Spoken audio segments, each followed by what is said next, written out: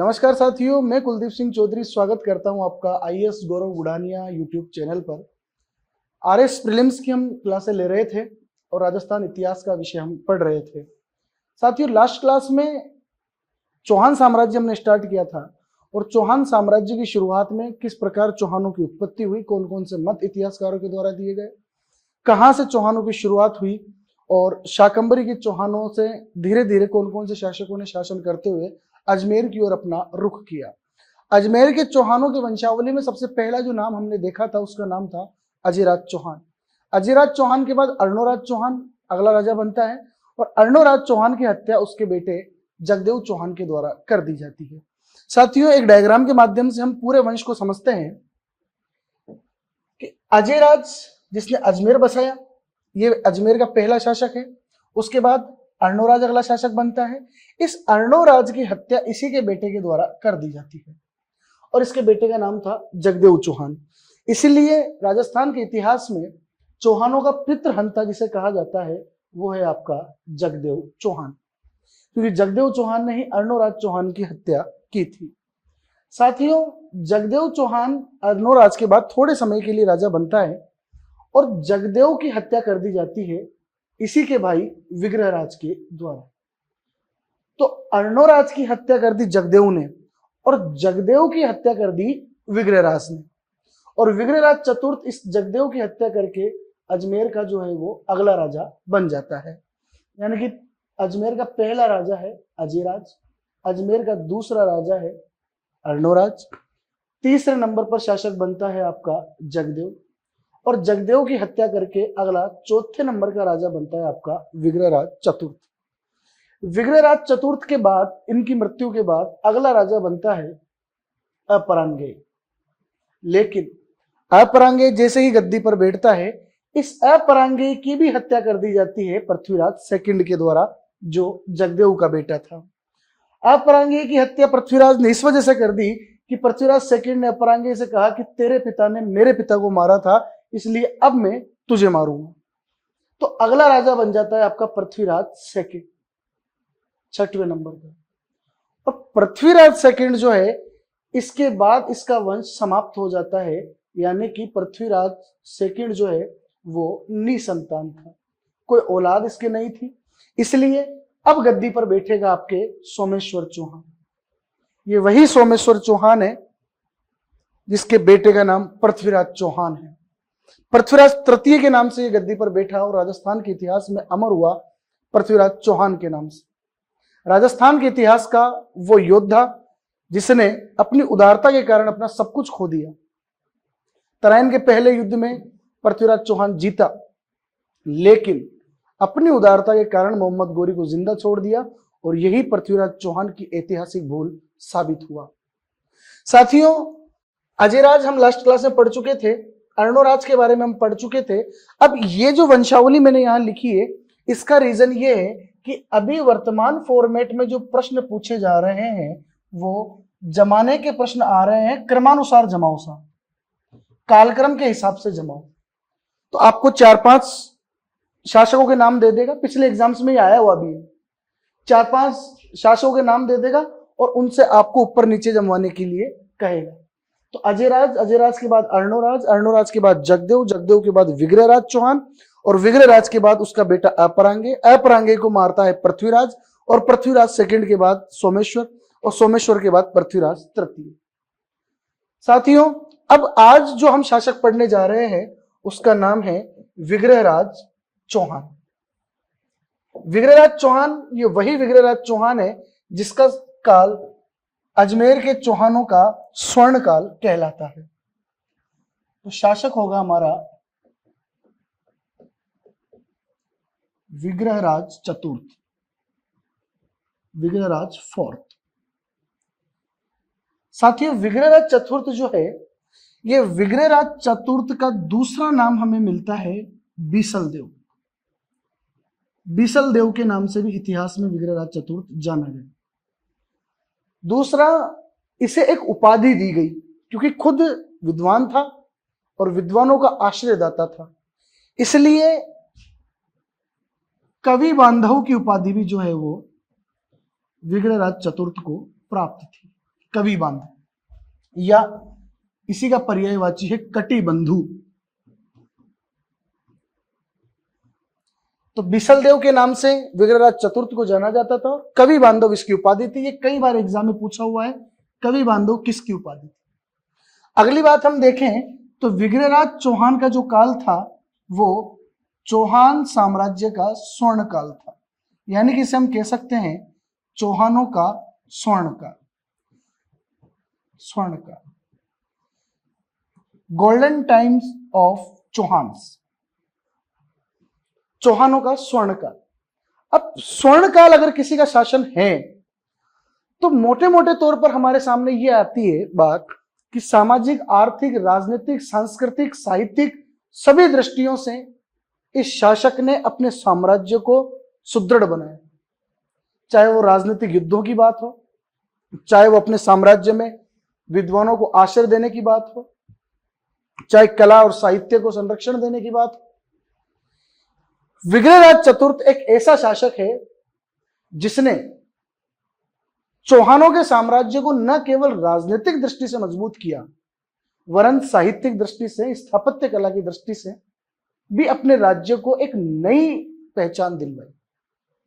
तो विग्रहराज चतुर्थ को हम कई छोटे छोटे पार्ट्स के अंदर पढ़ेंगे, और राजस्थान के इतिहास में से कई शासक है जैसे राणा सांगा, राणा कुंभा, जिनको हम अलग अलग पार्ट्स में डिवाइड करके अगर पढ़ें तो हमें पढ़ने में काफी सहूलियत होगी। हम अगर देखें तो विग्रहराज चतुर्थ में एक पॉइंट हम ये बना सकते हैं कि विग्रहराज चौहान एक योद्धा के रूप में कैसा था। तो हमारे सामने सबसे पहले एक चीज ये आती है कि साहब इसने गजनी के शासक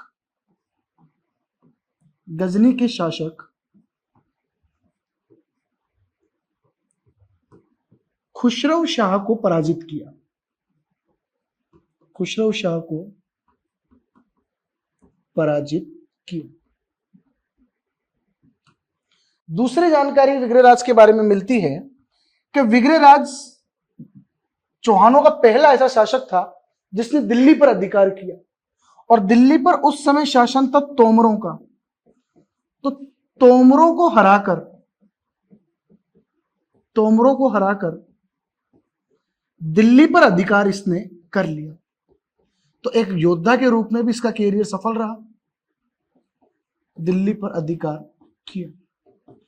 और विग्रहराज चतुर्थ की जानकारी का एक सबसे बड़ा सोर्स जो है वो है साहब दिल्ली से प्राप्त शिवालिक लेख। इस शिवालिक लेख की रचना विग्रहराज के टाइम पे हुई, और शिवालिक लेख में विग्रहराज की उपलब्धियों का वर्णन दिल्ली से यह प्राप्त हुआ है। इस शिलालेख में यह कहा गया है कि विग्रहराज चौहान ने हिमालय से लेकर विंध्याचल तक, तो साथियों ये आपकी हिमालय पर्वतमाला है। इस हिमालय पर्वतमाला से लेकर विंध्याचल पर्वतमाला के बीच का जो ये क्षेत्र है, यहां से विग्रहराज चौहान के द्वारा टैक्स वसूल किया गया। अब कोई शासक किसी क्षेत्र से टैक्स तभी वसूल कर सकता है जब उस क्षेत्र पर उसका पूर्ण अधिकार हो। यानी कि शिवालिक लेख में विग्रहराज की उपलब्धियों का वर्णन करते हुए यह बताया गया है कि हिमालय से लेकर विंध्याचल तक की जितनी भूमि थी उस पूरी भूमि पर किसका अधिकार था? विग्रहराज चौहान का था। इस समय तोमरों को हराकर जब इसने दिल्ली पर अधिकार किया, इस समय दिल्ली को कहा जाता था दिल्ली का, जिसे आज वर्तमान में दिल्ली कहा जाता है। तो दिल्ली पर अधिकार करने वाला पहला चौहान शासक अगर प्रश्न में पूछा जाए तो हमारा आंसर होगा विग्रहराज चौहान। साथियों, एक योद्धा के रूप में हमने देखा कि गजनी के खुसरो शाह को हराया और तोमरों को हराकर दिल्ली पर इसने अधिकार कर लिया। अगली चीज हम देखते हैं विग्रहराज चौहान के बारे में। तो विग्रहराज चौहान एक विद्वान, विग्रहराज चौहान साथियों स्वयं एक बहुत बड़ा विद्वान था, और इसके द्वारा एक नाटक लिखा गया, हरिकेली नाटक। हरिकेली नाटक की रचना किसके द्वारा की गई? तो आंसर होगा विग्रहराज के द्वारा। और वर्तमान में अगर हरिकेली नाटक देखा जाए तो हरिकेली नाटक की कुछ पंक्तियां आपको 2.5 दिन के झोपड़े की दीवारों पर मिलेगी। हरिकेली नाटक की कुछ पंक्तियां 2.5 दिन का झोपड़ा की दीवार पर मिल जाएगी और कुछ पंक्तियां जो है वो राजा राम मोहन राय, आपने नाम सुना होगा, आधुनिक भारत के अग्रदूत हैं, आधुनिक भारत के निर्माता हैं, राजा राम मोहन राय के स्मारक पर। और राजा राम मोहन राय का जो स्मारक है वो ब्रिस्टल इंग्लैंड के अंदर बना हुआ है। तो इन दो जगहों पर राजा राम मोहन राय का स्मारक और 2.5 दिन का झोपड़ा, इन दोनों की दीवारों पर जो है वो हरिकेली नाटक की कुछ पंक्तियां देखने को मिलती है। और हरिकेली नाटक किसके द्वारा लिखा गया था? विग्रहराज चौहान के द्वारा लिखा गया था। इसकी साहित्यिक इन उपलब्धियों को देखते हुए एक विद्वान है और उस विद्वान का नाम है किलहॉर्न। इस विद्वान किलहॉर्न ने इस विग्रहराज चतुर्थ की तुलना कालिदास और भवभूति से की थी। कालिदास और भवभूति, बताया कि अगर संस्कृत में कालिदास और भवभूति की का स्थान अगर कोई ले सकता है तो वो स्वयं विग्रहराज है। और विग्रहराज की मृत्यु के पश्चात कालिदास और भवभूति के जो गुण वाला एक विद्वान था, ये सारी विद्वता विग्रहराज चौहान की मृत्यु के बाद समाप्त हुई। तो किलहॉर्न के द्वारा विग्रहराज चतुर्थ की तुलना कालिदास और भवभूति से की गई। तो एक योद्धा के रूप में हमने देखा, एक विद्वान के रूप में हमने विग्रहराज चौहान को देखा। अगले टॉपिक में हम देखते हैं कि यह विद्वान तो था ही, यह विद्वानों का आश्रयदाता भी था। विद्वानों का आश्रयदाता, यानी कि इसके दरबार में कई विद्वान रहा करते थे, इसीलिए, और उन विद्वानों के साथ एक भाई जैसा व्यवहार ये करता था, इसीलिए कवि बांधव की उपाधि जो है वो इसको मिली हुई थी। और इसके दरबार में दो बड़े विद्वान रहा करते थे, एक का नाम था सोमदेव, एक विद्वान का नाम है सोमदेव और एक का नाम है नरपति नाल। सोमदेव के द्वारा जो नाटक लिखा गया उसका नाम था ललित विग्रहराज। और इस ललित विग्रहराज नाटक के अंदर इस सोमदेव के द्वारा जो कहानी बताई गई, जो नाटक बताया गया, वो एक प्रेम प्रसंग है। और प्रेम प्रसंग किस किस का है? बीसल देव का। बीसल देव कौन? स्वयं विग्रहराज चौहान। बीसल देव और इंद्रपुर की राजकुमारी, इंद्रपुर की राजकुमारी, इन दोनों के बीच जो प्रेम प्रसंग था उसका वर्णन सोमदेव के द्वारा ललित विग्रहराज नामक नाटक में किया गया। एक दूसरा विद्वान इसके दरबार में था जिसका नाम था नरपति नाल। और नरपति नाल के द्वारा जो नाटक लिखा गया उसका नाम था बीसल देव रासो। और इस बीसल देव रासो में भी एक प्रेम प्रसंग है, और वो प्रेम प्रसंग किस किस का मिलता है? वो एक तो आपके बीसल देव का, और एक मिलता है एक राजकुमारी है राजमती। तो राजकुमारी राजमती और बीसल देव, इन दोनों के प्रेम प्रसंग की जानकारी मिलती है आपके बीसल देव रासो में। और बीसल देव रासो लिखा गया है नरपति नाल के द्वारा, जबकि बीसल देव और इंद्रपुर की राजकुमारी का वर्णन, इनके प्रेम प्रसंग का वर्णन जो मिलता है वो आपके ललित विग्रहराज नाटक में है। और ललित विग्रहराज नाटक के रचयिता कौन है? आपके सोमदेव। साथियों, कई बार एग्जाम में यहां से प्रश्न पूछा हुआ है कि बीसल देव रासो के रचयिता नरपति नाल किसके दरबारी विद्वान थे, या ललित विग्रहराज के रचयिता सोमदेव किसके दरबारी विद्वान थे। तो यहां हमें यह जानकारी होनी चाहिए कि ये दोनों जो है वो विग्रहराज चौहान के दरबारी विद्वान थे। और विग्रहराज चौहान स्वयं एक विद्वान व्यक्ति था जिसके द्वारा हरिकेली नामक नाटक संस्कृत में लिखा गया। और इसकी लेखन क्षमता इतनी दमदार थी कि एक इतिहासकार है किलहॉर्न, उस किलहॉर्न के द्वारा इसकी तुलना कालिदास और भवभूति से की गई। फिर अगला टॉपिक विग्रहराज में ही हम लेते हैं। साहब विग्रहराज एक निर्माता, कौन कौन सा निर्माण विग्रहराज के द्वारा करवाया गया? अजयराज जब हमने पढ़ा पिछली क्लास में, तो अजयराज ने अजय के नाम से अजमेर शहर बसाया, अजमेर को राजधानी बनाया, अजयमेरु दुर्ग का निर्माण करवाया और अजय प्रियद्रम्स के नाम से सिक्के चलाए। लेकिन बीसल देव ने भी उसी प्रकार अपने नाम से, यानी कि बीसल के नाम से कुछ निर्माण कार्य करवाए। सबसे पहला तो टोंक जिले में बीसलपुर नाम से एक कस्बा इन्हों के द्वारा बनवाया गया। तो बीसलपुर कस्बा जो है वो इन्हीं के द्वारा बसाया गया था। दूसरा, उस कस्बे के यहां इन्होंने एक बांध बनवाया, जो वर्तमान में बांध है, उस समय एक झील हुआ करता था, तालाब हुआ करता था। तो बीसलपुर तालाब का निर्माण भी इन्हीं के द्वारा करवाया गया और इन्हीं के द्वारा बीसलपुर में एक मंदिर बनवाया गया। उस मंदिर का नाम था गोकर्णेश्वर महादेव मंदिर, गोकर्णेश्वर महादेव मंदिर, जिसे बीसलपुर महादेव मंदिर के नाम से भी हम जानते हैं। तो बीसलपुर कस्बा इन्हीं के द्वारा बसाया गया, बीसलपुर तालाब का निर्माण करवाया गया और गोकर्णेश्वर महादेव मंदिर का निर्माण भी बीसल देव के द्वारा, यानी कि विग्रहराज चौहान के द्वारा करवाया गया। इसके बाद इन्होंने संस्कृत विद्या को या संगीत को आगे बढ़ाने के लिए अजमेर में एक संस्कृत पाठशाला का भी निर्माण इन्होंने करवाया था। सरस्वती पाठशाला थी, वो संस्कृत पाठशाला थी। और ये जो संस्कृत पाठशाला थी ये अजमेर में बनाई गई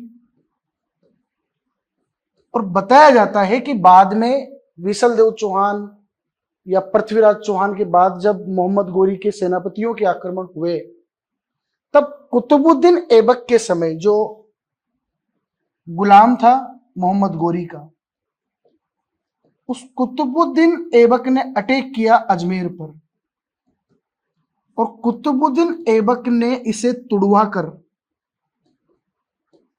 इसकी जगह 2.5 दिन का झोपड़ा बना दिया गया। इस संस्कृत पाठशाला को तुड़वा कर 2.5 दिन का झोपड़ा बनवा दिया गया। और ये 2.5 दिन का झोपड़ा जो है साथियों, इसे 2.5 दिन का झोपड़ा इसलिए कहा जाता है कि यहां मुस्लिम संत पीर पंजाब शाह का 2.5 दिन का उर्स लगता है। उर्स यानी मेला, और उस उर्स या मेले में बाहर से जो लोग बाग आते हैं उन्हें इस मस्जिद में, वास्तविकता में एक मस्जिद है 2.5 दिन का झोपड़ा, इस मस्जिद में 2.5 दिन तक आसरा मिलता है, छत मिलता है, रहने का स्थान मिलता है, इसीलिए इसे 2.5 दिन का झोपड़ा कहा जाता है। और साथियों, ये जो 2.5 दिन का झोपड़ा है, यही आपके राजस्थान की सबसे पुरानी और सबसे पहली मस्जिद भी है, सबसे पुरानी मस्जिद। तो राजस्थान की पहली मस्जिद भी आपका 2.5 दिन का झोपड़ा है। और इस मस्जिद की दीवारों पर जो लेख लिखे हुए हैं फारसी भाषा में, वो भी राजस्थान का सबसे प्राचीनतम फारसी लेख माना जाता है। 2.5 दिन का झोपड़ा की दीवार पर जो लेख लिखे हुए हैं, तो कुतुबुद्दीन ऐबक ने संस्कृत पाठशाला को तुड़वाकर ही 2.5 दिन का झोपड़ा बनवाया था। तो हमने लास्ट चैप्टर में देखा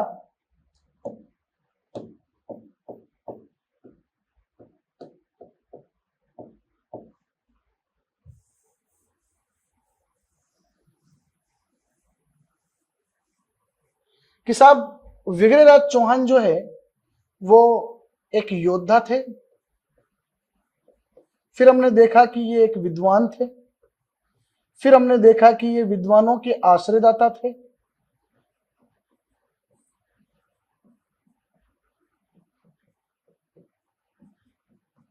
फिर हमने देखा कि ये कुशल निर्माता थे, और अब हम ये देखते हैं कि ये एक धर्म सहिष्णु शासक थे, यानी कि इनकी धार्मिकता के बारे में भी हम देखते हैं। तो धार्मिकता के बारे में मैं आपको पहले बता चुका हूं कि चौहान शासक जो थे वो शैव मत को मानने वाले थे, लेकिन शैव मत को मानने के साथ साथ ये अन्य धर्मों को भी बराबर सम्मान की दृष्टि से देखा करते थे। और इनके द्वारा एक काम ये किया गया कि जैन आचार्य धर्मघोष सूरी, जो अभी मैंने अर्णोराज जब पढ़ाया था आपको, तो अर्णोराज में देवबोध और धर्मघोष, ये दो विद्वानों का नाम मैंने अर्णोराज में लिखवाया था। तो धर्मघोष इनके दरबार में भी रहा करते थे और जैन आचार्य धर्मघोष सूरी ने इनसे निवेदन किया कि अपने साम्राज्य में पशु हत्या को प्रतिबंधित किया जाए, क्योंकि जीव हिंसा को प्रतिबंधित किया जाए, क्योंकि जैन धर्म के आचार्य थे और जैन धर्म का जो मूलभूत सिद्धांत है वो है अहिंसा। लेकिन ये राजपूत शासक थे, परमानेंटली तो उसको बंद नहीं कर सकते थे, इसलिए जैन आचार्य धर्मघोष सूरी के कहने पर इन्होंने एकादशी के दिन, 11 के दिन, एकादशी के दिन पशु हत्या को प्रतिबंधित कर दिया था। पशु हत्या को प्रतिबंधित कर दिया था। तो प्रश्न आ जाए कि वह चौहान शासक जिसने एकादशी के दिन पशु हत्या को प्रतिबंधित कर दिया था, नाम है विग्रहराज चौहान। यहां से एक चीज निकल कर आती है, अगर आपने भारतीय इतिहास पढ़ा हो और भारतीय इतिहास में मौर्य सम्राट अशोक के बारे में पढ़ा हो, तो मौर्य सम्राट अशोक एक ऐसा व्यक्ति था जिसने बौद्ध धर्म ग्रहण करने के बाद अपने साम्राज्य में पशु हत्या को प्रतिबंधित कर दिया था।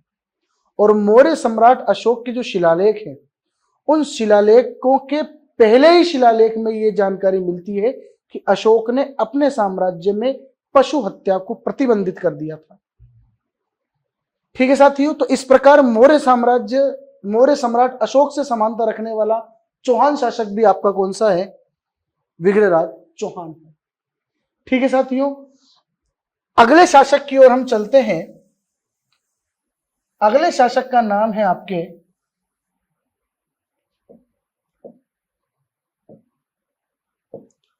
पृथ्वीराज चौहान। पृथ्वीराज चौहान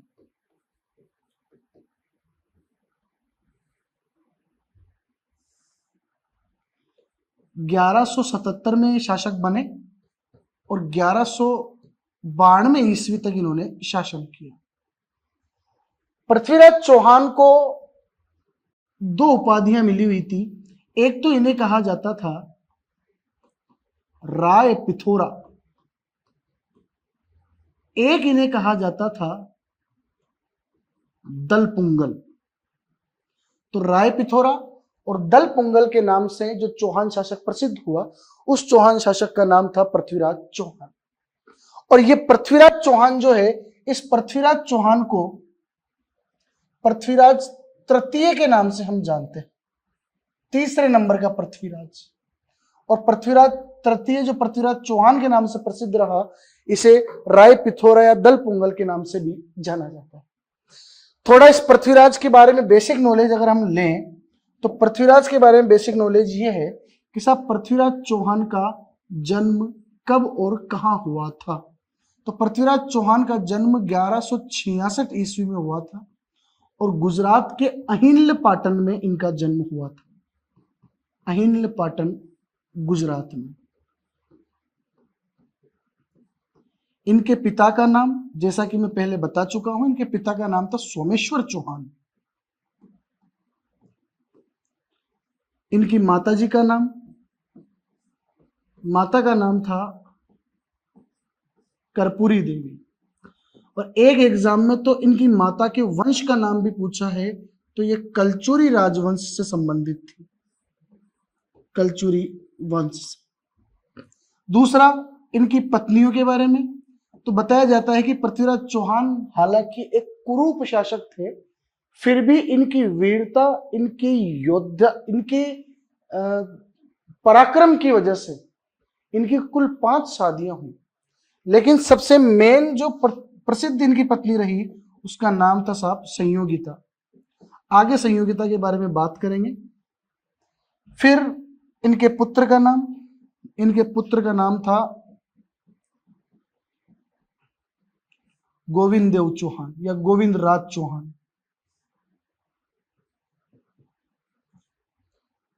इनके प्रधानमंत्री का नाम, इनके प्रधानमंत्री बड़े प्रसिद्ध थे साहब, नाम था उनका कदम्बवास, और कई जगह उनका नाम केमास भी मिलता है। इनके मुख्य सेनापति कौन थे? तो इनके मुख्य सेनापति का नाम आता है भुवनमल। फिर पृथ्वीराज चौहान के पास एक घोड़ा भी हुआ करता था, और उस घोड़े का नाम था साथियों नाट्यरंभा। तो राजस्थान के इतिहास में घोड़े भी बड़े प्रसिद्ध रहे। एक घोड़ा चेतक था, एक घोड़ा बादल था, और एक घोड़ा नाट्यरंभा था। नाट्यरंभा का संबंध पृथ्वीराज तृतीय से है। तो पृथ्वीराज तृतीय की ये जन्म कुंडली है। 1166 में ये पैदा हुए। पिता का नाम, माता का नाम, पत्नी का नाम, पुत्र का नाम, प्रधानमंत्री। साथियों, प्रधानमंत्री और सेनापति, इन दोनों के नाम आपको याद होने चाहिए, एग्जाम में पूछे जाते हैं, और बार बार इतिहास में इनका नाम जो है वो आता रहेगा। अगली बात पृथ्वीराज चौहान के बारे में अगर हम करें, तो पृथ्वीराज चौहान के द्वारा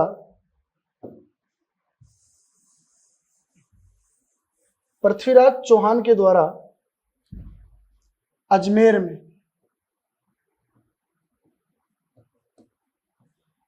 में कला विभाग की स्थापना की गई। कला को संरक्षण देने के लिए एक कला विभाग बनाया गया, और उस कला विभाग का अध्यक्ष बनाया गया पद्मनाभ को।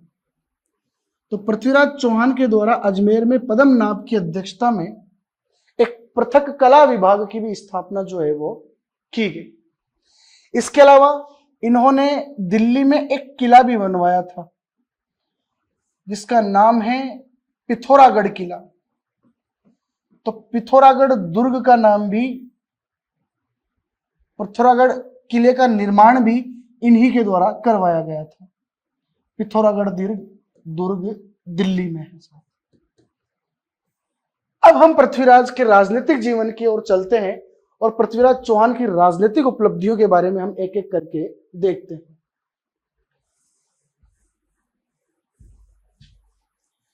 साथियों, पृथ्वीराज चौहान जब हम पढ़ते हैं तो पृथ्वीराज चौहान की दो उपलब्धियां हमारे सामने आती है, तराइन का पहला युद्ध और तराइन का दूसरा युद्ध।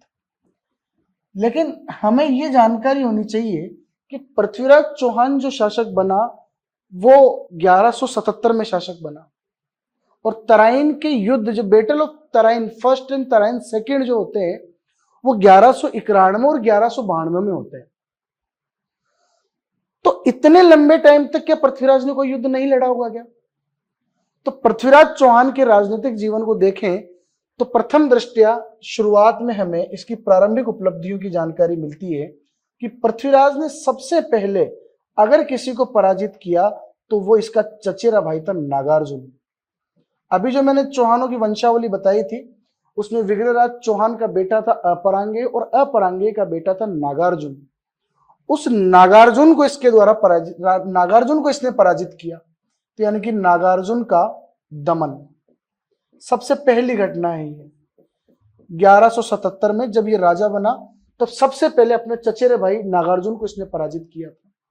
क्यों किया था अभी देखते हैं। दूसरी उपलब्धि है पृथ्वीराज चौहान की भंडानकों का दमन।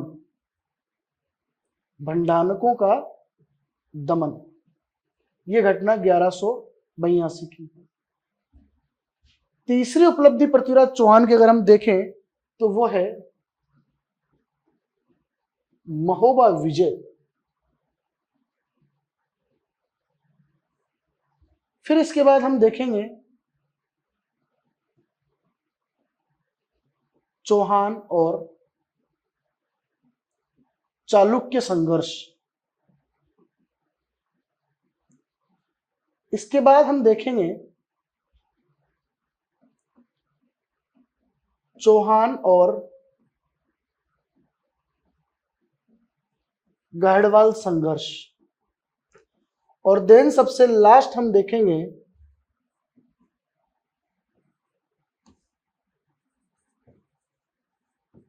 पृथ्वीराज वर्सेस मोहम्मद गोरी। तराइन का पहला और तराइन का दूसरा युद्ध सबसे आखिरी में है। सबसे पहले पृथ्वीराज के द्वारा अपने चचेरे भाई नागार्जुन को पराजित किया गया। एक एक करके हम देखते हैं क्या रीजन थे, क्यों इनके बीच में युद्ध हुआ, ये सारी चीजें हम देखते हैं। साथियों, ये पृथ्वीराज चौहान का साम्राज्य था, ये राजस्थान है पूरा। पृथ्वीराज का साम्राज्य दिल्ली तक फैला हुआ था और पृथ्वीराज जब शासक बना तब 1166 में पैदा हुआ था, 1177 में राजा बन गया था, यानी कि 11 वर्ष की अल्प अवस्था का एक बालक अजमेर और दिल्ली के शासन को संभाल रहा है। वो शासन की पूरी बागडोर पृथ्वीराज की माता कर्पूरी देवी के हाथों में है। सोमेश्वर चौहान मर चुके हैं तो उत्तराधिकारी पृथ्वीराज चौहान बन चुके हैं और पूरा शासन इनकी माता कर्पूरी देवी के हाथों में। पृथ्वीराज चौहान की अल्प अवस्था का फायदा उठाकर चचेरे भाई नागार्जुन ने, यहां एक जगह पड़ती है जिसे वर्तमान में कहा जाता है गुड़गांव, गुरुग्राम जिसे कहा जाता है, उस जमाने में इसे कहा जाता था गुड़पुर। इस गुड़पुर पर नागार्जुन ने अधिकार कर लिया पृथ्वीराज की अल्प अवस्था का फायदा उठाकर। अब यह बात पृथ्वीराज को पची नहीं, तो पृथ्वीराज ने क्या किया, सबसे पहले गुड़पुर सेना भेजी और अपने चचेरे भाई नागार्जुन को पराजित किया और नागार्जुन का दमन किया और गुड़गांव को वापस अपने साम्राज्य में मिला लिया। यह पृथ्वीराज चौहान के जीवन की पहली उपलब्धि थी। दूसरी उपलब्धि क्या थी? तो दूसरी उपलब्धि यह है कि यहां राजस्थान के उत्तर में पंजाब क्षेत्र से एक नदी निकला करती है और नदी का नाम है सतलज नदी। इस सतलज नदी के किनारे पर एक जनजाति रहा करती थी जिसका नाम था भंडानक जनजाति। साथियों, ये जो भंडानक जनजाति थी ये अतिक्रमणवादी जनजाति थी। धीरे धीरे आगे बढ़ती थी, अतिक्रमण करते हुए सारे क्षेत्र को अपने अधिकार में ले लेती थी। सतलज नदी प्रदेश में रहने वाली भंडानक जनजाति नीचे उतरते हुए जब पूर्वी राजस्थान, भरतपुर, धौलपुर, मथुरा इस वाले क्षेत्र पर अपना अधिकार कर लेती है, तो इस वाले क्षेत्र पर जब भंडानकों का अधिकार हो गया तो यह बात अजमेर में बैठे पृथ्वीराज चौहान को क्या पसंद आएगी? बिल्कुल नहीं आएगी। इसलिए पृथ्वीराज चौहान ने भंडानकों का दमन करने के लिए यहां सेना भेजी और भंडानकों का पूर्ण रूप से दमन कर दिया और इस पूर्वी राजस्थान वाले हिस्से को वापस अपने साम्राज्य में मिला लिया गया। यह पृथ्वीराज चौहान की दूसरी उपलब्धि थी। पहली उपलब्धि नागार्जुन को हराकर गुड़गांव पर अधिकार करना और दूसरी उपलब्धि भंडानक जाति को हराकर पूर्वी राजस्थान पर वापस अपना अधिकार करना। अब तीसरी उपलब्धि क्या है वो हम देखते हैं। पृथ्वीराज चौहान की सेना जब भंडानकों का दमन करने के लिए पूर्वी राजस्थान में आई हुई थी, उस समय यहां महोबा जो राज्य था, यहां पर चंदेलों का शासन था। जैसे राजस्थान में चौहान थे, जैसे महोबा में चंदेल रहा करते थे। और चंदेलों का एक राजा था, नाम था उसका परमार्दी देव चंदेल, और अपने समय का बड़ा विख्यात राजा था। अपनी दादागिरी के दम पर पूरे एरिया को अपने साम्राज्य में मिलाया हुआ था।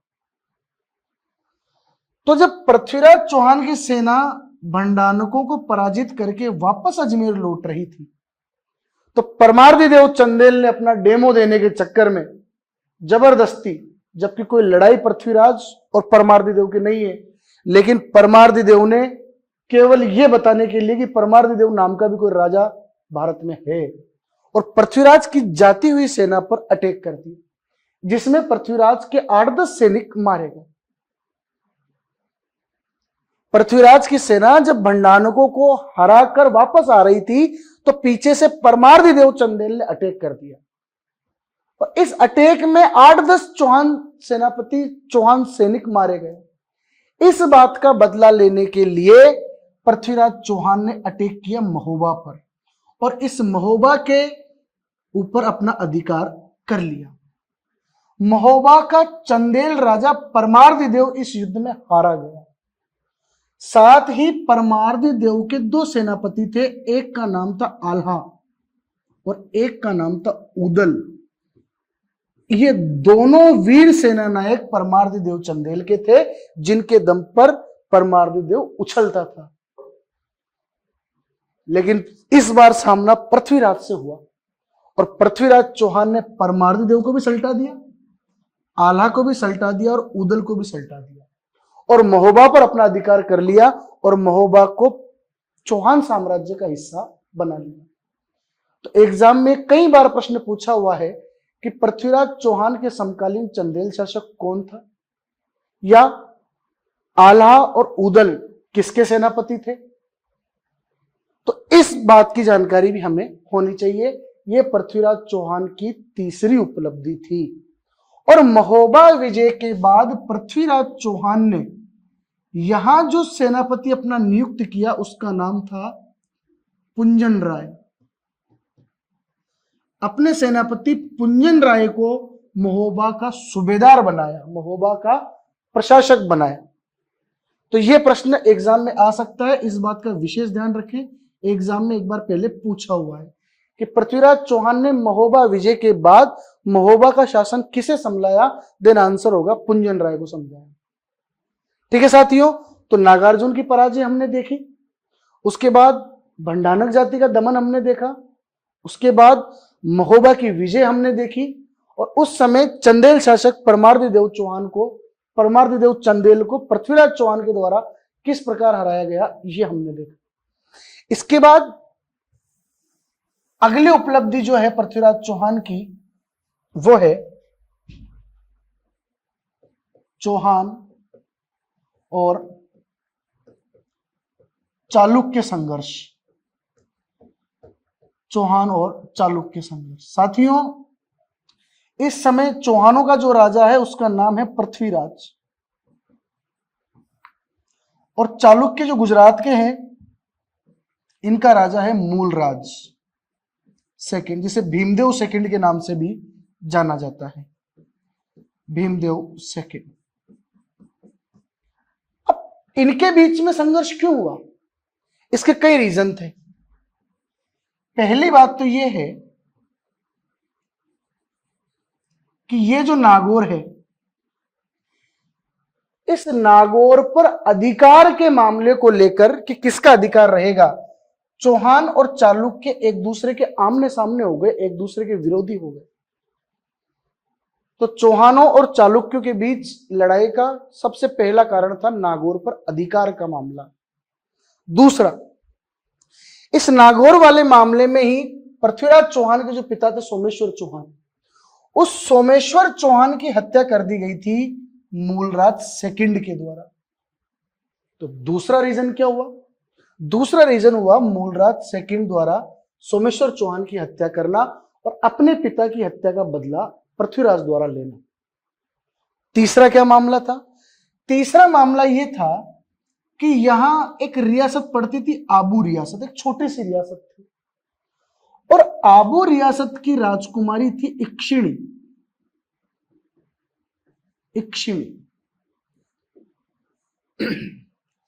मूलराज चालुक्य जो है वो इक्षिणी से विवाह करना चाहता था, जबकि इक्षिणी विवाह करना चाहती थी आपके अजमेर के पृथ्वीराज के साथ। ये इसकी प्रेमिका थी साहब।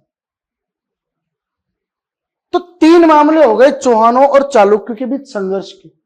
पहला नागौर पर अधिकार का प्रश्न है, दूसरा सोमेश्वर की हत्या का बदला और तीसरा इक्षिणी का मामला।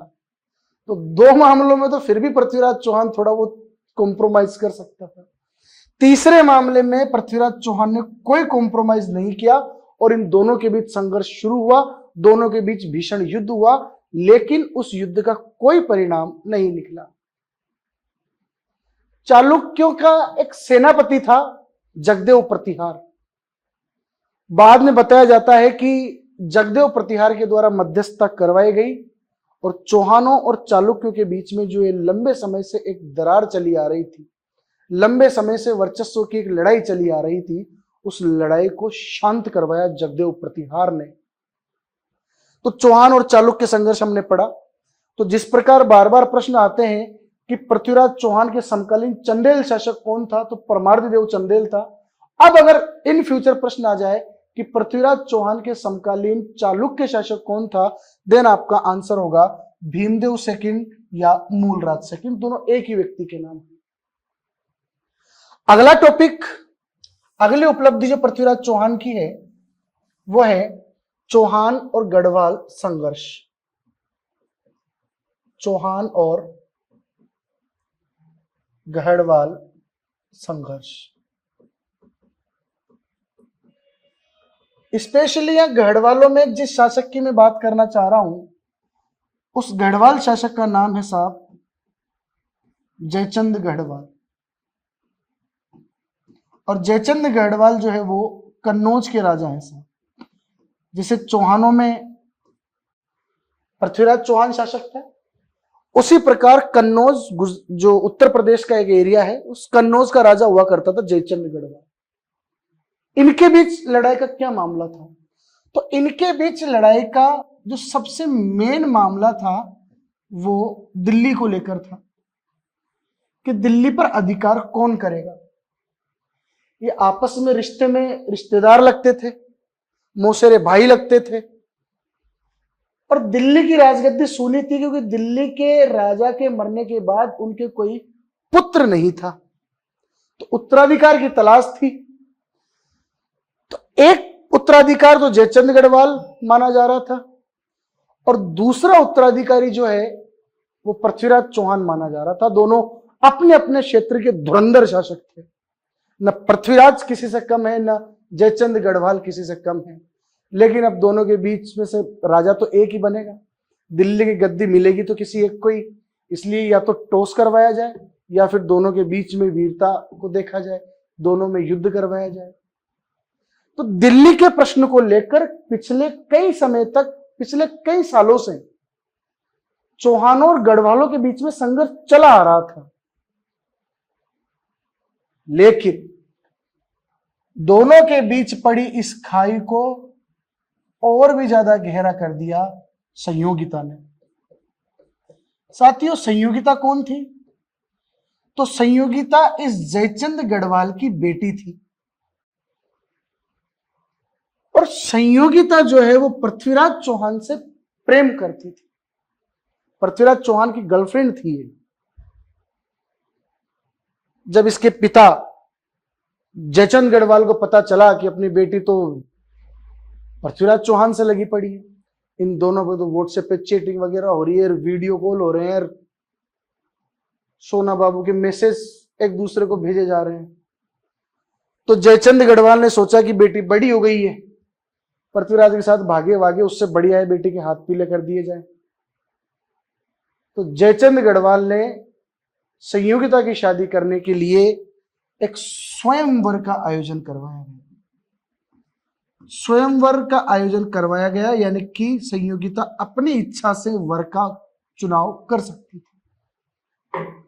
और मजे की बात यह है कि जयचंद गढ़वाल ने पृथ्वीराज चौहान को नीचा दिखाने के लिए, हीन दिखाने के लिए उस स्वयंवर में चाहे छोटे छोटे राजाओं को बुला लिया, लेकिन अजमेर और दिल्ली पर अधिकार करने वाले राय पिथौरा पृथ्वीराज चौहान को उस दरबार में नहीं बुलाया गया, बल्कि पृथ्वीराज चौहान की इज्जत खराब करने के लिए, जैसे मान लो ये दरबार है, यहां सिंहासन पर ये राजा विराजमान है, ये संयोगिता खड़ी है हाथ में फूल माला लेकर, बाकी छोटे छोटे राजा जो है वो यहाँ पर बैठे हुए हैं, और पृथ्वीराज चौहान को नहीं बुलाया गया। और पृथ्वीराज चौहान को जो है वो जहां पर इन राजाओं ने चप्पल जूते खोले थे, उन चप्पल जूतों की रखवाली करने के लिए यहाँ पर द्वारपाल के रूप में हाथ में एक भाला देकर एक मूर्ति बनवा ली। और पृथ्वीराज का अपमान इस तरीके से जयचंद गढ़वाल ने किया। तो संयोगिता आगे बढ़ी, इसके मन में लड्डू फूटा, इसको माला नहीं पहना। संयोगिता फिर आगे बढ़ी, इसके मन में लड्डू फूटा, इसके मन में लड्डू फूटा।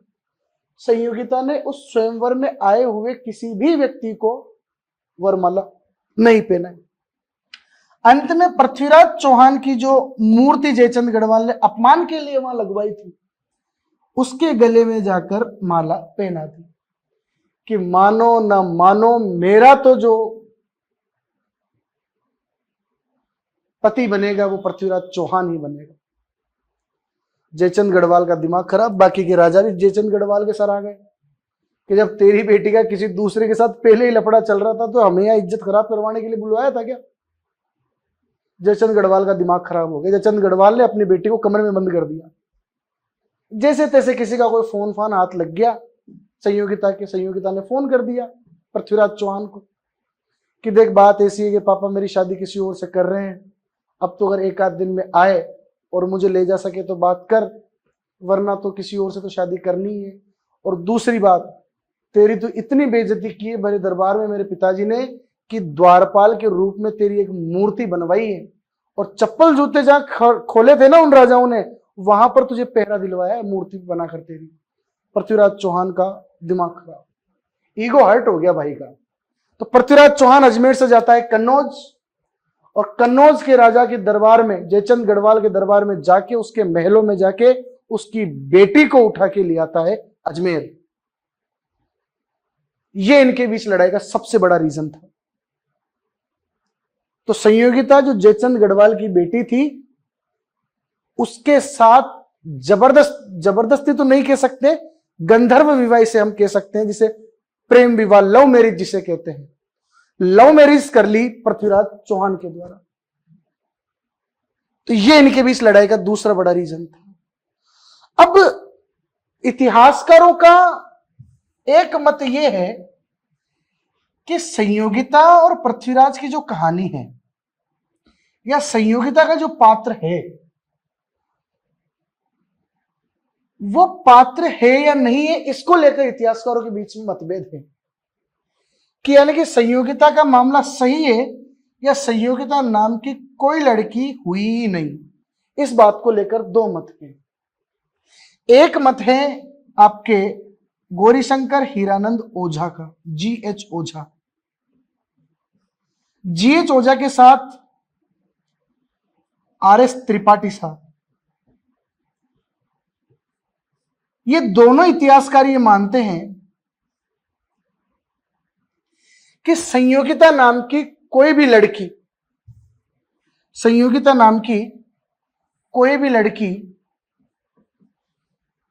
इतिहास में पृथ्वीराज चौहान के किसी भी मामले में थी ही नहीं। यानी कि संयोगिता की जो कहानी है वो काल्पनिक है। संयोगिता नाम की कोई भी लड़की जयचंद गढ़वाल के नहीं थी। इस बात को मानने वाले दो इतिहासकार हैं। एक का नाम है GH ओझा और RS त्रिपाठी मानते हैं कि कपोल कल्पना है, इतिहासकारों ने भर के झूठ लिखा है, मुट्ठी भर के झूठ लिखा है। तो संयोगिता के पात्र को नहीं मानते। कौन कौन नहीं मानते? GH ओझा और RS त्रिपाठी, ये दोनों संयोगिता को काल्पनिक कहानी मानते हैं, संयोगिता को सच नहीं मानते। रीजन बताते हैं कि गढ़वालों के इतिहास की अगर जानकारी ली जाए, या उस समय के जो फारसी इतिहासकारों ने जो लिखा उनकी अगर जानकारी ली जाए, तो किसी भी ग्रंथ में, या हम्मीर महाकाव्य जो चौहानों की जानकारी का सबसे बड़ा स्रोत माना जाता है, किसी भी साहित्य में संयोगिता का कोई उल्लेख नहीं है। इसका मतलब संयोगिता की कहानी झूठी है। लेकिन इतिहासकारों का एक दूसरा मत, दूसरा गुट ये कहता है कि संयोगिता थी, संयोगिता नाम की लड़की थी, और ऐसा मानने वालों में नाम आता है डॉक्टर दशरथ शर्मा। दूसरा एक नाम आता है आपका इतिहासकार CV वैद्य। ये दोनों इतिहासकार कहते हैं कि संयोगिता थी, और गौरीशंकर हीरानंद ओझा और RS त्रिपाठी ये कहते हैं कि संयोगिता नाम की कोई भी लड़की इतिहास में नहीं थी। तो यह संयोगिता का पक्ष था। तो साथियों, लास्ट क्लास में हमने ये देखा था, लास्ट स्लाइड में हमने ये देखा था कि पृथ्वीराज चौहान की जो विजय उपलब्धियां थी उनमें सबसे पहले आता है आपका नागार्जुन का दमन, उसके बाद आता है आपका भंडानक जाति का दमन, उसके बाद हमने देखा कि महोबा के शासक परमार्दी देव चंदेल को इसने पराजित किया। इसके बाद हमने देखा चालुक्यों के साथ किस प्रकार संघर्ष जारी रहा, इक्षिणी को लेकर विवाद हुआ, और अब हमने देख लिया चौहान और गढ़वाल संघर्ष। दिल्ली के उत्तराधिकार को लेकर ये लड़ाई स्टार्ट हुई थी और खत्म हुई संयोगिता के मामले पर जाकर। अब पृथ्वीराज चौहान का जो मेन प्रतिद्वंदी इतिहास में है, जिसके लिए पृथ्वीराज चौहान को हमेशा याद किया जाता है, वो है मोहम्मद गोरी। तो अगली उपलब्धि पृथ्वीराज चौहान की है पृथ्वीराज चौहान वर्सेस मोहम्मद गोरी। मोहम्मद गोरी गौर प्रदेश का शासक था और भारत पर आक्रमण करने वाला एक तुर्क आक्रमणकारी था। लेकिन इन दोनों के बीच लड़ाई हुई क्यों? इन दोनों के बीच जो युद्ध की शुरुआत है, तराइन के युद्धों तक पहुंचती है, वास्तविकता क्या थी? शुरुआत कहां से हुई? शुरुआत यह हुई कि मोहम्मद गोरी ने इस पंजाब वाले एरिया पर अपना अधिकार कर लिया था और इस पंजाब और राजस्थान की सीमा पर एक जगह पड़ती थी तवर हिंद। जगह का नाम है तवर हिंद, पंजाब में है ये। इस तवर हिंद को वर्तमान में हम कहते हैं साहब बठिंडा। इस बठिंडा के किले पर मोहम्मद गोरी ने अधिकार कर लिया था और बठिंडा का जो किला था वो पृथ्वीराज चौहान की सीमाओं में था। यानी कि बठिंडा पर अधिकार करने के बाद पृथ्वीराज चौहान और मोहम्मद गोरी की सीमाएं आपस में टकराने लगी थी। तो जाहिर सी बात है पृथ्वीराज चौहान और मोहम्मद गोरी के बीच युद्ध तो बनता है बॉस। दोनों के बीच युद्ध हुए। कुछ इतिहासकार बताते, जैसे हम्मीर महाकाव्य बताता है कि साहब 7 बार युद्ध हुआ। प्रबंध चिंतामणि तो ये बताती है कि साहब 23 बार युद्ध हुआ। कुछ बताते हैं कि साहब 21 बार युद्ध हुआ। लेकिन मोटे मोटे तौर पर अगर देखा जाए तो बाकी छोटी मोटी झड़प इनके बीच में होती रहती होगी, लेकिन मेन जो युद्ध इन दोनों के बीच हुए वो 2 युद्ध हुए, battle of Tarain first and battle of Tarain second. Tarain का पहला युद्ध और तराइन का दूसरा युद्ध। और सबसे पहले अगर हम देखें तो तराइन है कहां? तो तराइन का मैदान यहां हरियाणा में है, इस जगह हरियाणा के करनाल जिले में। यह प्रश्न पूछा हुआ है कि तराइन का मैदान कहां है, तो तराइन का जो मैदान है यह साहब करनाल हरियाणा में है। वहां पे ये युद्ध लड़े गए थे और 2 युद्ध हुए दोनों के बीच। और इन दोनों युद्धों के बारे में हम देखते हैं। तराइन का पहला युद्ध, तराइन का फर्स्ट युद्ध, यह युद्ध हुआ 1191 ईस्वी में। और किस किस के बीच हुआ? यह युद्ध हुआ साहब पृथ्वीराज चौहान तृतीय वर्सेस मोहम्मद गोरी। बताया जाता है कि पृथ्वीराज चौहान का जो सेनापति था दिल्ली का गोविंदराज, उस गोविंदराज ने अपने भाले से ऐसा वार किया कि मोहम्मद गोरी हाथी से नीचे गिर गया और मोहम्मद गोरी के दांत टूट गए। और मोहम्मद गोरी अब निसहाय खड़ा हुआ। जब मोहम्मद गोरी की सेना पराजित होकर भाग गई तो पृथ्वीराज चौहान ने बड़े रौब के साथ मोहम्मद गोरी की गर्दन पर तलवार रखी और बोला, बता मार दिया जाए या छोड़ दिया जाए, बोल तेरे साथ क्या सुलूक किया जाए। मोहम्मद गोरी ने कहा, सरकार माए बाप एक बार तो छोड़ दो, जाने दो, बच्चा हूं। पूरी सेना भाग गई है। हमने तो सुना है कि राजस्थान के राजपूत बड़े उदार किस्म के आदमी होते हैं, भगवान एक बार के लिए माफ कर ही दो। पृथ्वीराज ने कहा कि जा सिमरन, जी ले अपनी जिंदगी। मोहम्मद गोरी वहां से भाग खड़ा हुआ। तो तराइन का जो ये पहला युद्ध था, इस तराइन के पहले युद्ध में विजय किसकी हुई साहब? पृथ्वीराज चौहान की विजय हुई। लेकिन भागती हुई मोहम्मद गोरी की सेना को खत्म नहीं करना या मोहम्मद गोरी की हत्या नहीं करना पृथ्वीराज चौहान की ऐतिहासिक भूल साबित हुई।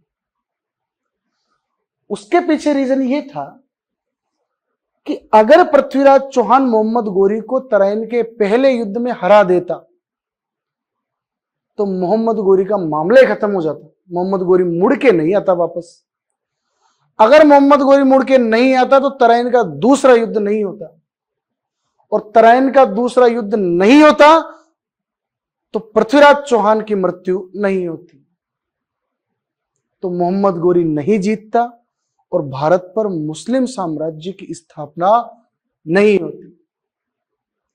तो यह एक ऐतिहासिक भूल पृथ्वीराज चौहान की मानी जाती है, मोहम्मद गोरी को जिंदा छोड़ना। अब मोहम्मद गोरी को हराने के बाद पृथ्वीराज चौहान अगले 1 साल तक बिल्कुल चिल बैठा हुआ है, न कोई युद्ध की तैयारियां कर रहा है। उसको ओवर कॉन्फिडेंस में है पृथ्वीराज। अच्छा, तराइन के पहले युद्ध के बाद की वो घटना है स्वयंवर वाली, तो संयोगिता मैडम को उठा लाया था, बढ़िया हनीमून वगैरह पे घूम रहे थे, बढ़िया मजे कर रहे थे, जिंदगी जी रहे थे, चिल कर रहे थे, रोज पार्टियां कर रहे थे। वहीं मोहम्मद गोरी जो है पिछले युद्ध की भड़ास निकालना चाहता था और अपनी सेना को और मजबूती के साथ तैयार कर रहा था। तो एक तरफ पृथ्वीराज जो आमोद प्रमोद में डूबा हुआ है और दूसरी तरफ मोहम्मद गोरी जो अपनी हार का बदला लेना चाहता है। ऐसे में तराइन का दूसरा युद्ध स्टार्ट हुआ। तो युद्ध हुआ आपका तराइन का दूसरा युद्ध।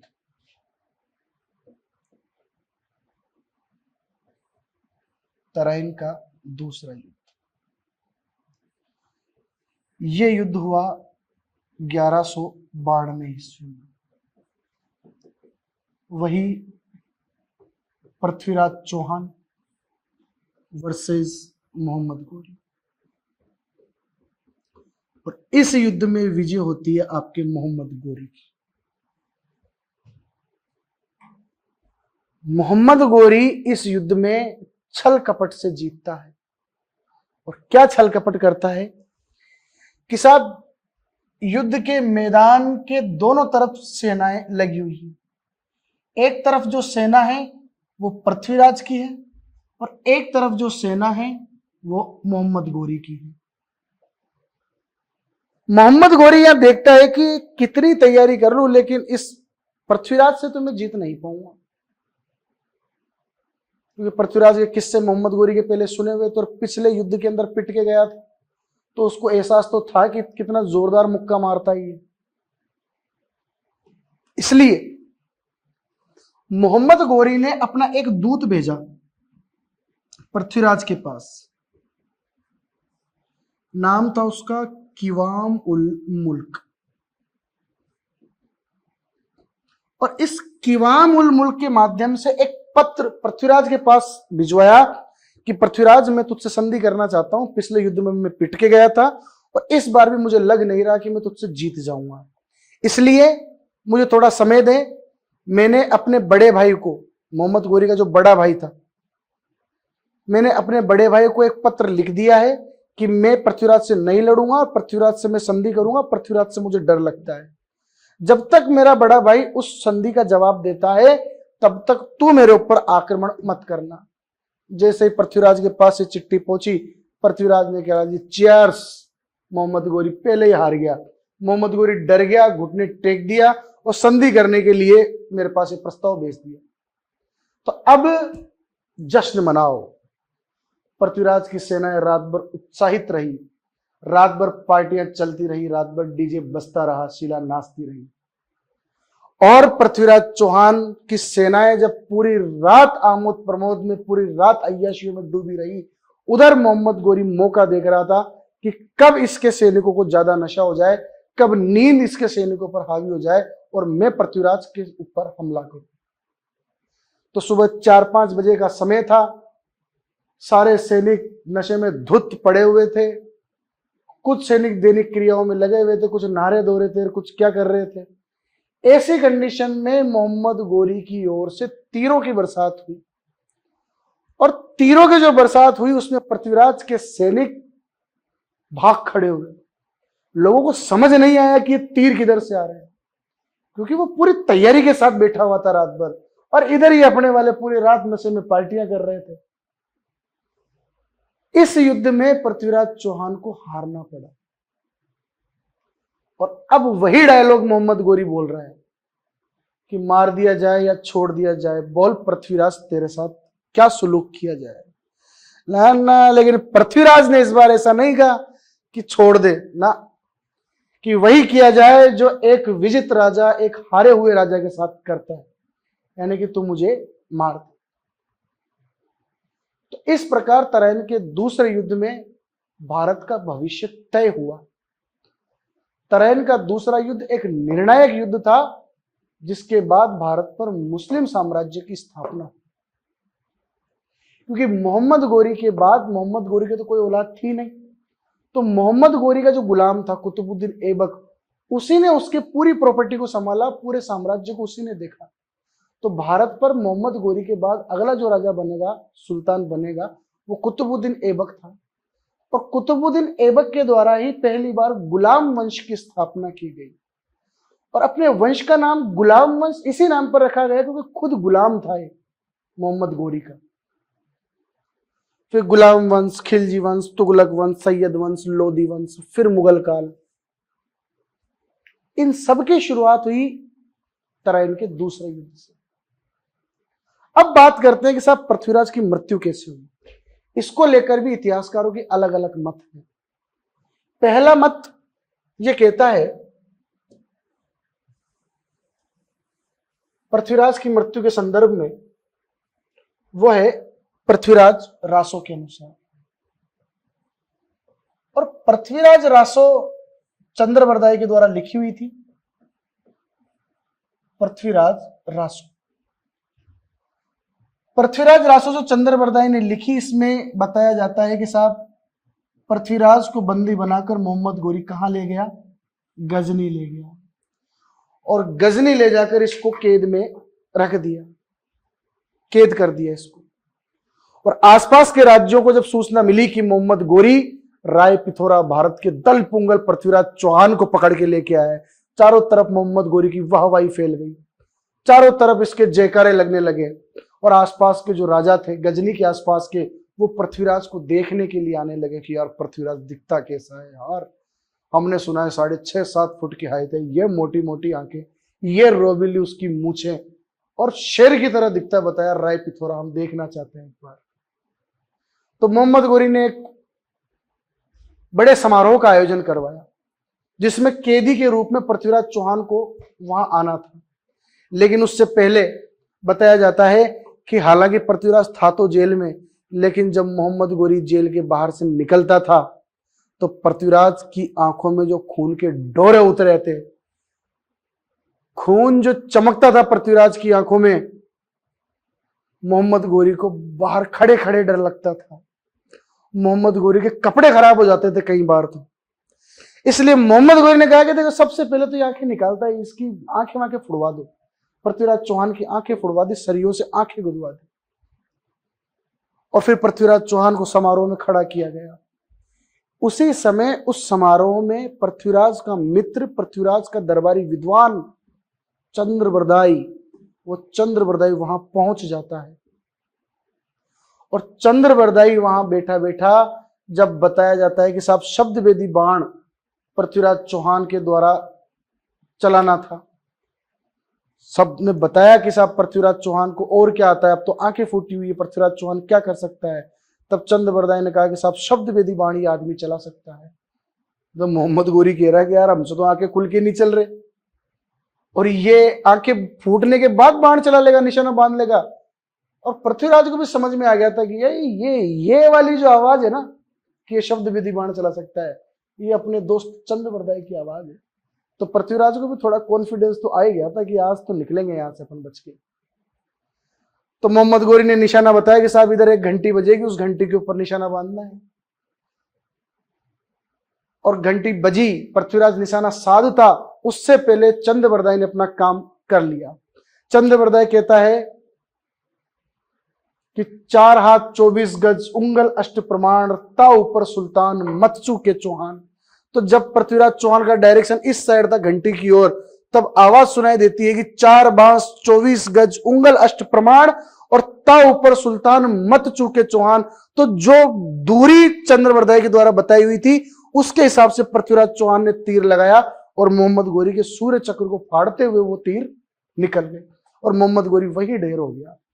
लेकिन चंद्रबरदाई को पता था कि अभी यहां से ये गोरी के लोग झाड़े तो नहीं देंगे, इसलिए चंद्रबरदाई ने अपनी कटार निकाली, पहले पृथ्वीराज को मारा और फिर खुद को भी खत्म कर लिया। यह जानकारी मिलती है पृथ्वीराज रासो के अनुसार, जो लिखी थी चंद्रबरदाई ने। अब आपके दिमाग में एक सवाल यह आ रहा होगा कि जब चंद्रबरदाई तो वहां मर गया पृथ्वीराज को मारने के बाद, तो फिर ये कहानी यहां तक कैसे पहुंची, पृथ्वीराज रासो में किसने लिखी? तो साथियों, पृथ्वीराज रासो लिखा था चंद्रबरदाई ने, लेकिन उसको पूरा किया था उसके बेटे ने। उसके बेटे जलहण के द्वारा इसको कंप्लीट किया गया था। ठीक है साथियों, एक जानकारी ये मिलती है। एक जानकारी दूसरी ये मिलती है, जो मोहम्मद गोरी के साथ जो इतिहासकार भारत आए थे, उसके दरबारी इतिहासकार थे, उनमें एक नाम आता है मिनाजुद्दीन सिराज। और मिनाजुद्दीन सिराज ने किताब लिखी तबकात ए नासिरी। तबकात ए नासिरी, मिनाजुद्दीन सिराज ने किताब लिखी तबकात ए नासिरी।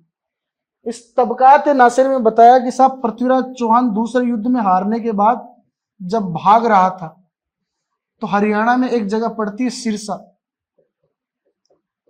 सिरसा के यहां मोहम्मद गोरी ने उसका पीछा किया और सिरसा में मोहम्मद गोरी की हत्या, उस मोहम्मद गोरी ने पृथ्वीराज की हत्या कर दी। एक हसन निजामी की एक पुस्तक है ताज उल मासिर। ये हसन निजामी भी मोहम्मद गोरी का दरबारी विद्वान था। ताज उल मासिर, इस ताज उल मासिर में जानकारी मिलती है कि न तो गजनी लेके गया न सिरसा में मारा, बल्कि कुछ समय तक अजमेर में ही पृथ्वीराज चौहान को अपने अधीन शासक बनाकर रखा मोहम्मद गोरी ने। यानी कि मोहम्मद गोरी ने शासन किया और अपना एक सेनापति के रूप में अजमेर में नियुक्त कर दिया पृथ्वीराज चौहान को।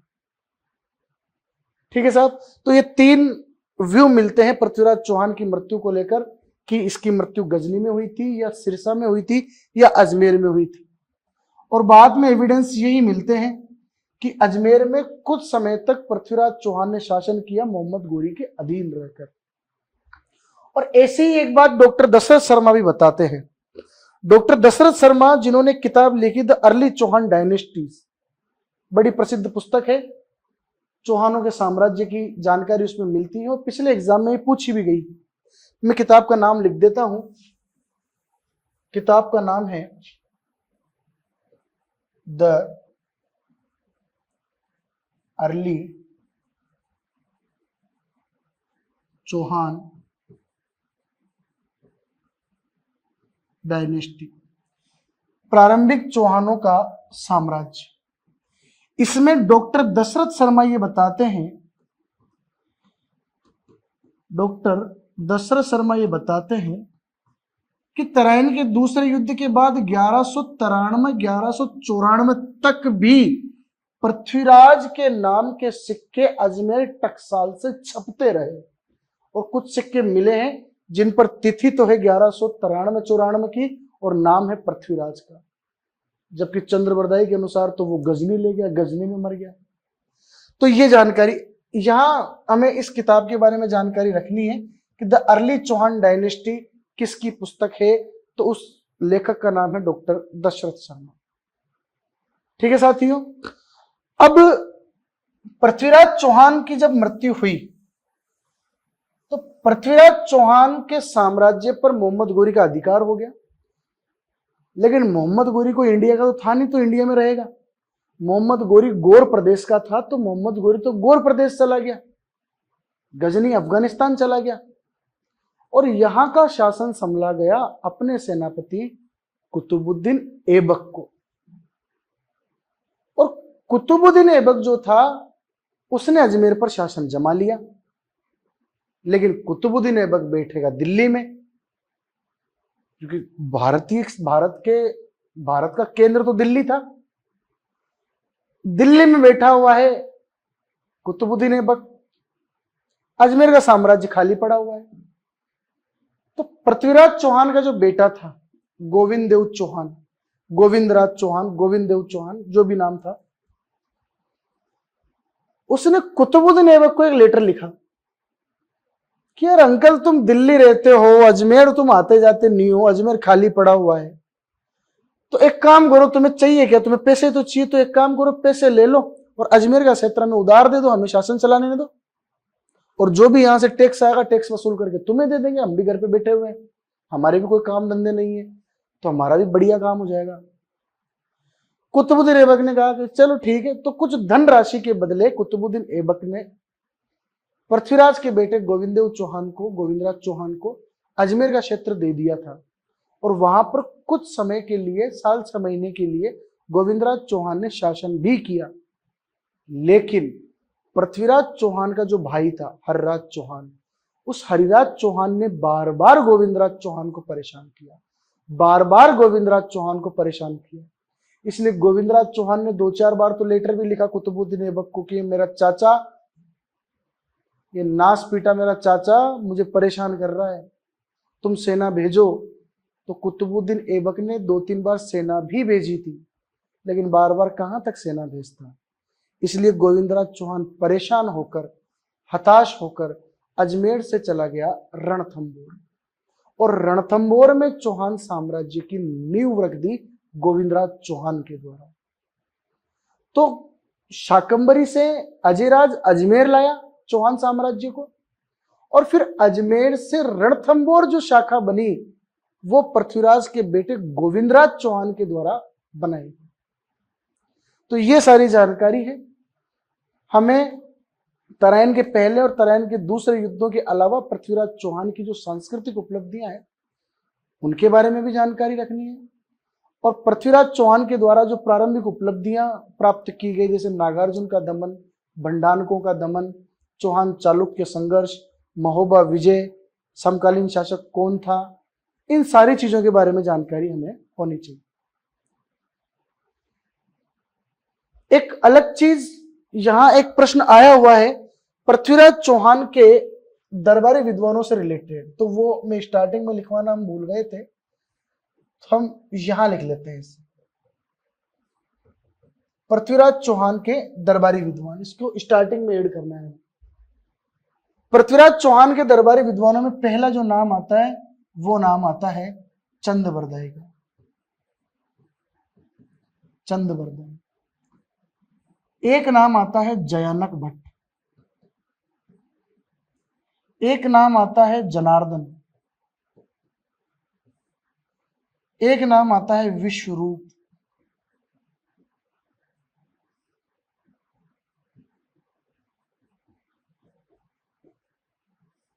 विद्यापति गौड़। ठीक है साथियों, तो चंद्रबरदाई, जयानक, जनार्दन, विद्यापति गौड़, विश्वरूप, ये सब किसके दरबारी विद्वान थे? तो आंसर होगा पृथ्वीराज चौहान के दरबारी विद्वान थे। और चंद्रबरदाई ने जो किताब लिखी इसका नाम था पृथ्वीराज रासो, और जयानक के द्वारा जो पुस्तक लिखी गई इसका नाम था पृथ्वीराज विजय। दोनों किताबें अलग अलग है, दोनों के लेखकों के कई बार नाम पूछे हुए हैं। इन सारी चीजों को हमें ध्यान रखना है। तब तक इन नोट्सों को आधार मान के आप आरएस प्री के मैदान में कूद जाइए, मोर देन सफिशिएंट है, इससे बाहर कुछ नहीं जाने वाला है। आप मस्ती से पढ़ते रहिए और इनको बार बार रटते रहिए। आशा करता हूं कि सारी कहानी आपको समझ में आई होगी, किस प्रकार चौहानों की उत्पत्ति हुई, किस प्रकार शाकंभरी से चौहानों की अलग अलग शाखाएं निकली। आगे आने वाली क्लास में हम जालोर के सोनगरा चौहानों के बारे में पढ़ेंगे और हम रणथंबोर के चौहानों के बारे में पढ़ेंगे। तब तक के लिए अलविदा, मस्त रहिए, स्वस्थ रहिए, पढ़ते रहिए और व्यस्त रहिए। ठीक है साथियों।